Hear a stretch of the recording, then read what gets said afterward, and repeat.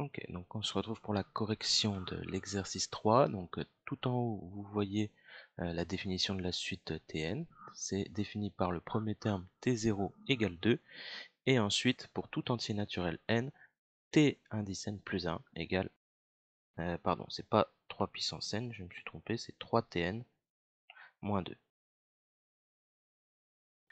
Voilà. Et justement, il faut démontrer que pour tout entier naturel n, Tn, c'est 3 puissance n plus 1.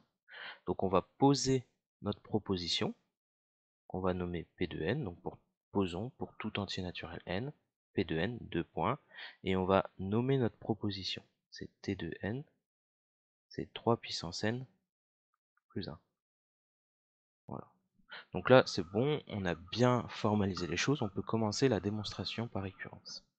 Donc on va démontrer cette chose-là. L'initialisation, ça revient à démontrer cette proposition au rang 0. Donc on va regarder au rang 0.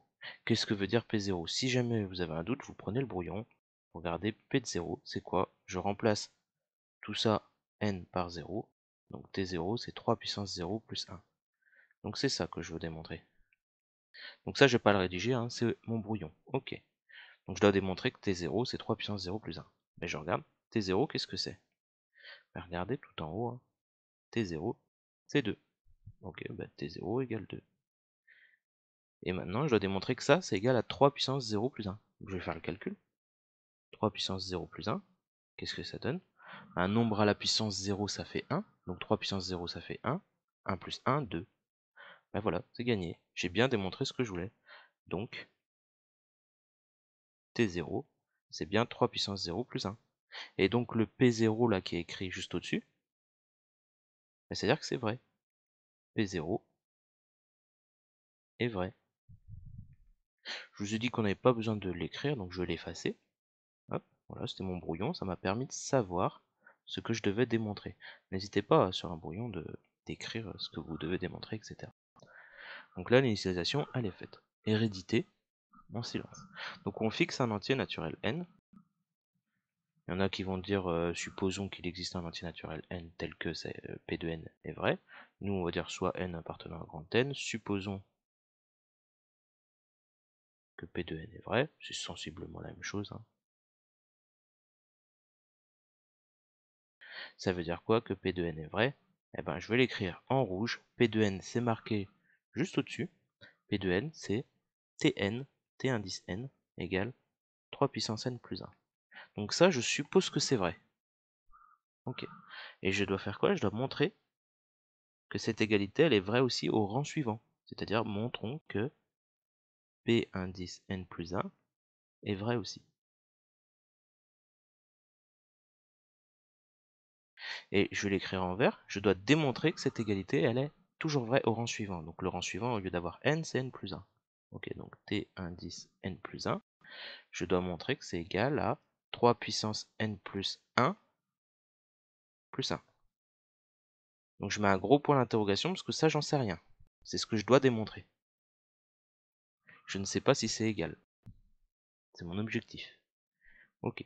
Donc je dois montrer une égalité.